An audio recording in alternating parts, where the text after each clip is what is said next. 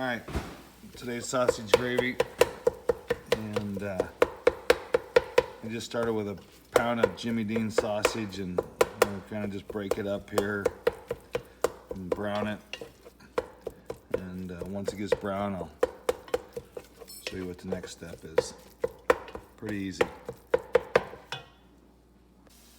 Alright, so the sausage is done browning, kind of got it broken up. What I'm going to do now is I'm going to take some flour.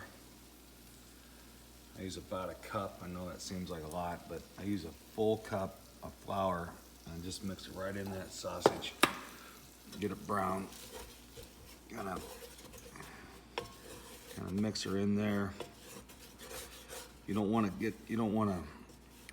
burn this flour. It burns real easy if you're not careful. And get it good and mixed up there. Get a good mix on it. Make sure that don't hit any lumps in it.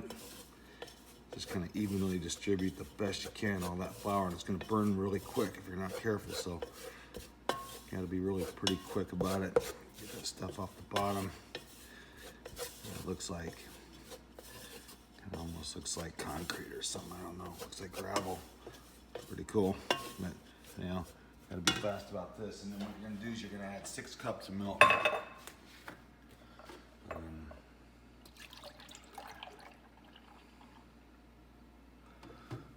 There's 4.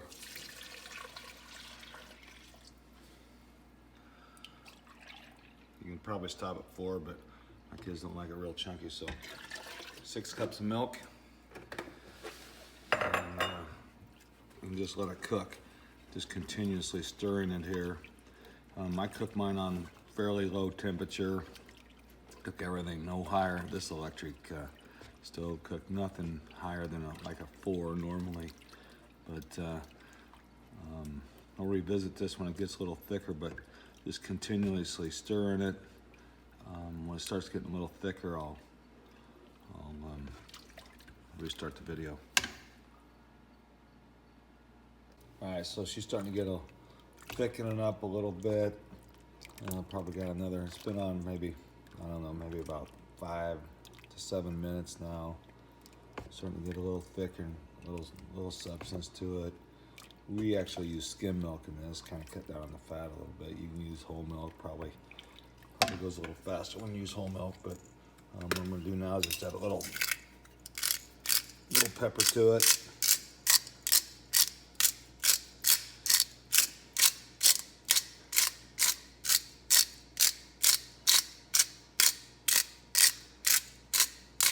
I got a little bit of a coarse grind on it. A little pepper. Just a touch of salt. And people want a little more salt and pepper on it. You can do that at the table. Now, once she gets done, I'll revisit that, but you see she's starting to get a little substance to it. You want to make sure you get all that flour that's cooking off the bottom. Keep it good mixed up because the thing's starting to heat up. Because when it starts to thicken, it happens really, really fast. All right, so it's coming around, it's starting to boil a little bit, really starting to thicken up.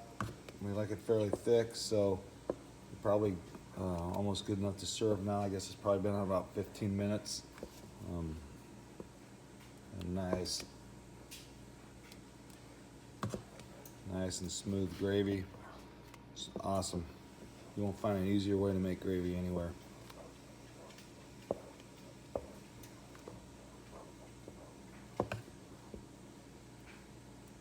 Probably let it cook for another, I don't know, 5 or 10 minutes, but it's really starting to come on now. You can see some of the stuff I scraped off the bottom there on that deal. Just let it stay there so it doesn't end up lumpy. Smooth as silk.